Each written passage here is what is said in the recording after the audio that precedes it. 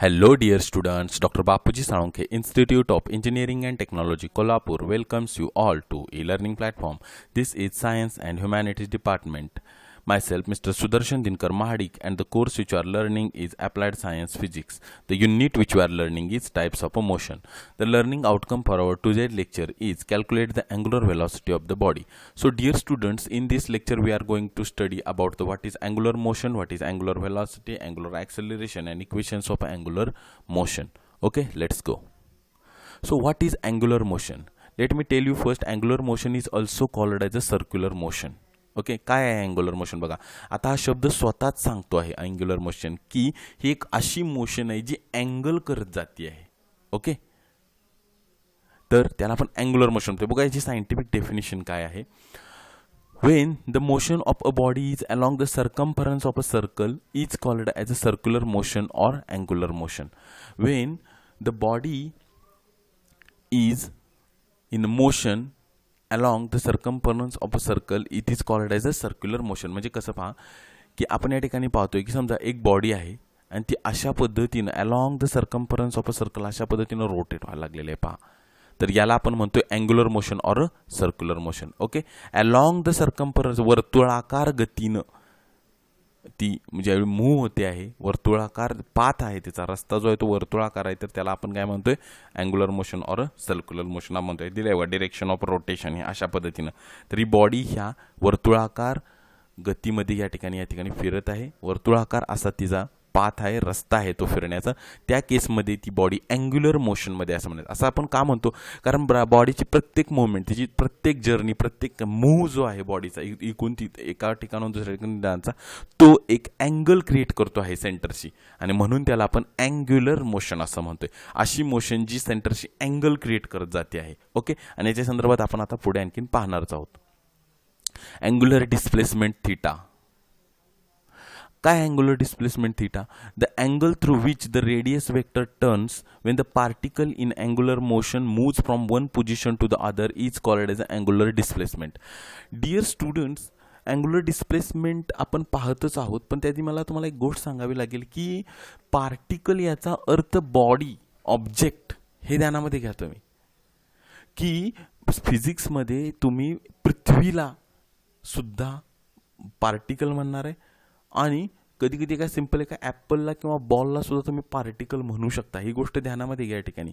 मग angular displacement म्हणजे काय सांगता आहे की एखादी बॉडी जी अँग्युलर मोशनमध्ये आहे, म्हणजेच काय की along the circumference of a circle जिची जर्नी चाललेली आहे, अशा बॉडीची मोशन ही अँग्युलर मोशन ही चालू असताना तो जो रेडियस वेक्टर आहे तो किती अँगलमध्ये टर्न होतो, ज्यावेळी बॉडी एका पोझिशनपासून दुसऱ्या पोझिशनपर्यंत जाते, त्याला आपण अँग्युलर डिस्प्लेसमेंट असं म्हणतो. म्हणजे आता उदाहरण डायग्रॅमॅटिकली आपण पाहू. समजा बॉडी सुरुवातीला इथं होती, म्हणजे एक जी बॉडी आपण कन्सिडर करायला लागलेलो आहोत ती बॉडी काय आहे की एक पूर्ण आहे अशा पद्धतीनं सर्क्युलर मोशनमध्ये आहे, म्हणजे वर्तुळाकार गतीमध्ये ती बॉडी फिरते. आता समजा ती बॉडी इथं आहे आणि ह्या पोझिशनपासून त्या बॉडीनं जर्नी केली along the circumference of circle इथंपर्यंत.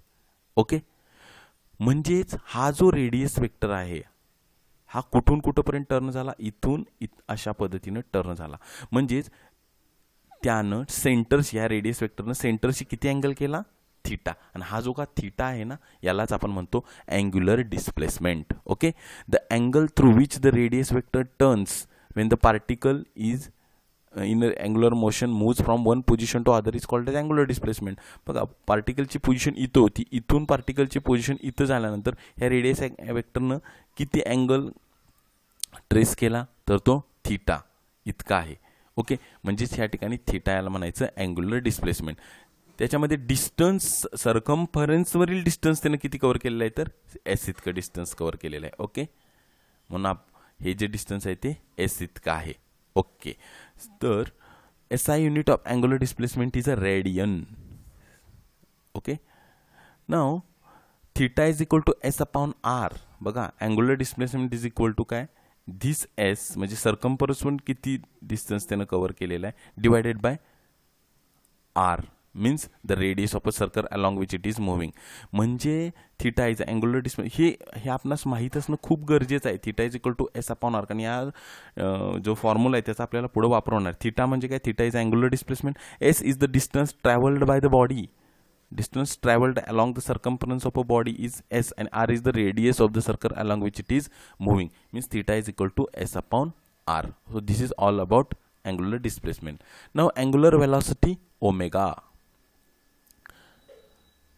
The rate of change of angular displacement is called as a angular velocity. See, angular velocity is the rate of change of angular displacement. Means time नुसार angular displacement कशा पद्धतीनं व्हायला लागलेला आहे त्याला आपण angular velocity असं म्हणतो. म्हणजे कशा पद्धतीनं पहा, या डायग्राममध्ये तुम्ही पाहत असाल आता की ह्या पोझिशनपासून या पोझिशनपर्यंत बॉडीला येण्यासाठी त्यानं थिटा एवढा अँगल ट्रेस केला. तो किती वेळामध्ये केला? म्हणजेच theta divided by T. Theta इतका अँगल ट्रेस करण्यासाठी म्हणजेच इथून इथंपर्यंत येण्यासाठी किती वेळ लागला तो टाइम म्हणजे टी, आणि म्हणजे थिटा डिवायडेड बाय टी म्हणजेच अँग्युलर वेलॉसिटी ओमेगा. समजून येते का पहा? The rate of change of angular displacement is called as angular velocity. Angular displacement per unit time is called as angular velocity. The SI unit of angular velocity is radian per second. Okay, SI unit of angular velocity is radian per second. The next term is angular acceleration. Okay, alpha. आता students एक गोष्ट ध्यानामध्ये घ्या या ठिकाणी की आपल्याला माहिती आहे की जी बॉडी अँग्युलर मोशनमध्ये आहे त्या बॉडीची प्रत्येक पॉईंटला काहीतरी अँग्युलर वेलॉसिटी असणार आहे. म्हणजे आपण असं समजू की ती बॉडी जी आहे ती ज्यावेळी वरून खाली अशा पद्धतीने येत असेल त्या प्रत्येक पॉईंटला किंवा इथून खालून वर जात असेल सर्क्युलर मोशनमध्ये त्या प्रत्येक पॉईंटला तिची काहीतरी वेलॉसिटी असणार. आपण समजू असं की बॉडी ज्यावेळी इथं होती त्यावेळी बॉडीची अँग्युलर वेलॉसिटी ω1 इतकी होती असं आपण म्हणू. बघा, बॉडी इथं असताना त्यानंतर बॉडीनं टाईम टीमध्ये इतकं डिस्टन्स ट्रॅव्हल केलं त्यावेळी तिची बॉडीची वेलॉसिटी निश्चितपणे बदललेली असणार आहे. ती किती झाली असणार आहे? ω2 इतकी झालेली असणार आहे. बघा मी काय म्हणतोय, म्हणजे अँग्युलर ॲक्सेलरेशनचा विचार करत असताना आपण चेंज इन वेलॉसिटी कन्सिडर करतो आहोत. त्या ठिकाणी आपल्याला समजून आलं असेल. आणि म्हणूनच अँग्युलर ॲक्सेलरेशनची डेफिनेशन काय होते पहा, the rate of change of angular velocity is called as angular acceleration. The rate of change of angular velocity is called as angular acceleration. म्हणजेच चेंज झालेला आहे वेलॉसिटीमध्ये. ω1 ह्या पोझिशनला असताना बॉडी ω1 ही तिची अँग्युलर वेलॉसिटी होती. बॉडीनं टाईम टीमध्ये ट्रॅव्हल केला आणि या पोझिशनला बॉडी आली त्यावेळी बॉडीची अँग्युलर वेलॉसिटी ω2 इतकी होती. म्हणजेच हा जो चेंज झालेला आहे वेलॉसिटीमध्ये टाईममध्ये त्यालाच आपण अँग्युलर ॲक्सेलरेशन म्हणतोय. म्हणजेच अल्फा इज इक्वल टू ω/10. जास्त प्रिसाइजली बोलायचं तर alpha is equal to ω2 minus ω1/t. बघा, rate of change of velocity आहे. Change in velocity per unit time ω2 means velocity of a body at final position, and ω1 is angular velocity of a body at position 1 divided by time. So this is called as a angular acceleration alpha. The SI unit of angular acceleration is radian per square second. Radian per second square अशा पद्धतीने त्याचं SI unit आहे. हे तुम्हाला एक्झामिनेशनच्या दृष्टिकोनातून सुद्धा महत्त्वाचं आहे. म्हणजे आपणास एक गोष्ट कळून आली का पहा की बॉडी अँग्युलर मोशनमध्ये असताना त्या कुठल्याही पोझिशनला तिची विशिष्ट स्पेसिफिक अशी एक अँग्युलर वेलॉसिटी असणार आहे आणि ती प्रत्येक पॉईंटला बदलत जाणार आहे. तर त्या दोन पॉईंट जे कन्सिडर करायला लागलो आहे त्यांच्यातल्या अँग्युलर वेलॉसिटीचा डिफरन्स डिवायडेड बाय टाईम. म्हणजे ती बॉडी तिथून तिथंपर्यंत जाण्यासाठी त्या पोझिशनपर्यंत जाण्यासाठी किंवा चेंज इन वेलॉसिटी घडून येण्यासाठी जितका काय टाईम लागला तो म्हणजे टाईम टी. तर change in velocity per unit time is called as a angular acceleration. Okay, now very important point, relation between linear velocity and angular velocity. Okay, काय आहे बघा लिनियर वेलॉसिटी आणि angular velocity. Consider a body moving along the circumference of a circle of radius r with a linear velocity v. It's a angular velocity is omega. Students, या ठिकाणी एक angular मोशनमध्ये असणारी एक body consider करा. पहा, ही body आहे ती अशा पद्धतीने अँग्युलर मोशनमध्ये आहे, सर्क्युलर मोशनमध्ये आहे आणि सेंटरपासून त्या बॉडीची म्हणजे सर्कम्फरन्स आहे तिची रेडियस किती आहे? r इतकी आहे. आता पहा, बॉडी अँग्युलर मोशनमध्ये असताना त्या प्रत्येक पॉईंटची अँग्युलर वेलॉसिटी असते, आपण लास्ट टाइम आता बघितलेलं आहे. पण त्याचबरोबर त्या बॉडीची एक लिनियर वेलॉसिटी सुद्धा तिच्या असोसिएटेड तिच्याबरोबर असते. ओके, म्हणजे बॉडी अँग्युलर मोशनमध्ये असताना दोन प्रकारच्या वेलॉसिटी आहेत त्या कॉम्प्राइज करत असते. कोणकोणती बघा, तर एक तिच्याशी असोसिएट असणारी अँग्युलर वेलॉसिटी आणि linear velocity. Okay, angular velocity आहे ओमेगा आणि लिनियर वेलॉसिटी आहे व्ही. आता आपण असं समजू की बॉडी ए पासून बी या पोझिशनमध्ये टाईम टी वेळी टाईम टीमधून गेली. ओके, ए या पोझिशनपासून बॉडीनं ट्रॅव्हल केलं बी या पोझिशनपर्यंत आणि त्याच्यामुळे अँग्युलर डिस्प्लेसमेंट किती घडून आलं, थीटा इतकं घडून आलं.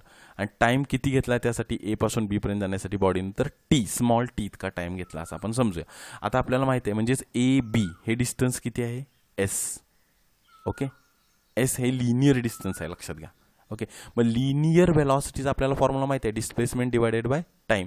किती डिस्प्लेसमेंट घडून आलेलं आहे, एस इतकं घडून आले. पहा, बॉडी ए पासून बी पर्यंत जाण्यासाठी बॉडीनं किती डिस्प्लेसमेंट झालेलं आहे बॉडीचं, लिनियर डिस्प्लेसमेंट जे काय आपण म्हणू किंवा अलॉंग द सर्कम्फरन्स हे किती डिस्टन्स झालेलं आहे, एस डिवायडेड बाय किती टाईम घेतला त्यासाठी बॉडीनं, टी इतका. म्हणजेच V is equal to S upon T. Linear velocity is equal to S upon T. Okay, आपलं एम काय आहे, आपल्याला लिनियर वेलॉसिटी आणि अँग्युलर वेलॉसिटी यांच्यातली रिलेशनशिप फाइंड आउट करायची आहे. ओके, म्हणजे V is equal to S upon T इथपर्यंत आपण येऊन पोहोचलो. आता पुढे पाहू आपण. If theta is a angle subtended bye arc of length S and radius R, then S is equal to R theta. आपण हे आधी पाहिलेलं आहे पहा, अँग्युलर डिस्प्लेसमेंट ज्यावेळी पाहिलं त्यावेळी आपण पाहिलं होतं की theta is equal to S upon R, म्हणजेच एस इज इक्वल टू काय येणार, आर थीटा. आपण हे इक्वेशन पाहिलेलं आहे, v is equal to S upon T. Just we have seen this equation. आपण काय करू, एसची जी ही व्हॅल्यू आहे, S is equal to R theta, ही व्हॅल्यू पुट करू या ठिकाणी. एसच्या ठिकाणी आर थिटा पुट केल्यानंतर काय होणार, v is equal to R theta upon T. पण आपण पाहिलेलं आहे की अँग्युलर वेलॉसिटी म्हणजेच काय, theta upon T. Remember, theta upon T is angular velocity. आणि म्हणून या इक्वेशनमध्ये आपण v is equal to R आणि थिटा अपॉन टी ही जी टर्म आहे त्याच्यासाठी आपण अँग्युलर वेलॉसिटीची जी का टर्म आपण पुट केली तर काय येणार, V is equal to R omega. And this is the relation between linear velocity and angular velocity. पहा, linear velocity is equal to radius of circle into angular velocity. This point is very very much important. लक्षात घ्या, जर radius constant असेल तर linear velocity आणि angular velocity यांच्यामध्ये direct relationship असते. म्हणून एक्झामिनेशन पॉईंट ऑफ व्ह्यू सुद्धा हा मुद्दा खूपच महत्त्वाचा आहे. Okay, linear velocity is equal to radius of a circle into angular velocity. V is equal to R omega, where V is linear velocity, R is a radius of a circle आणि omega is angular velocity. नाव बघा, angular velocity omega is equal to theta upon T, linear velocity V is equal to S upon T. आपल्याला माहिती आहे की V is equal to V is equal to R theta upon T, कारण S जे आहे displacement, linear displacement, त्यासाठी आपण हे पुट करतो V is equal to R omega. Omega in radian per unit time, theta in radians. आपल्याला ह्या सर्व गोष्टी माहिती आहेत. इक्वेशन्स ऑफ अँग्युलर मोशन हे आपण आता पाहणार आहोत. एक लक्षात घ्या, इक्वेशन्स ऑफ अँग्युलर मोशन समजून घेण्यासाठीच आपल्याला ह्या ज्या आधीच्या टर्म आहेत, angular motion, angular displacement, angular velocity आणि अँग्युलर ॲक्सेलरेशन माहीत असणं गरजेचं होतं. त्यामुळं आपण ह्या टर्म आधी बघितल्या. आता आपण इक्वेशन्स ऑफ अँग्युलर मोशन बघणार आहोत. पाहूया आपण. Consider a body moves in angular motion, then एखादी बॉडी आहे ती अँग्युलर मोशनमध्ये. मग आपण असं समजू की initial angular velocity omega not आहे, फायनल अँग्युलर वेलॉसिटी ओमेगा आहे. ही जो वेलॉसिटी चेंज आहे ओमेगा नॉट टू ओमेगा, हा किती वेळात घडून आला, टाइम टीमध्ये घडून आला. बॉडीची वेलॉसिटी ओमेगा नॉट पासून ओमेगा होईपर्यंत किती अँग्युलर डिस्प्लेसमेंट घडून आलं, टाइम टीमध्ये थीटा इतकं घडून आलं, theta. And alpha is uniform angular acceleration. हे आपल्याला सगळं माहीत असताना इक्वेशन्स ऑफ अँग्युलर मोशन कसे होत आहेत बघा. First equation of angular motion is omega is equal to omega not plus alpha T. Means final angular velocity is equal to initial angular velocity plus uniform angular acceleration into time. Theta is equal to omega naught t plus half alpha t square. This is our second equation for angular motion. Theta is angular displacement, we all know, and the third one is omega square is equal to omega naught square plus 2 alpha theta is our last equation of angular motion. So these three are equations of angular motion, and on the basis of these three equations, in our next video we are going to discuss about the numericals and how to convert, how to make the convergence among all these terms. Okay, thank you dear students.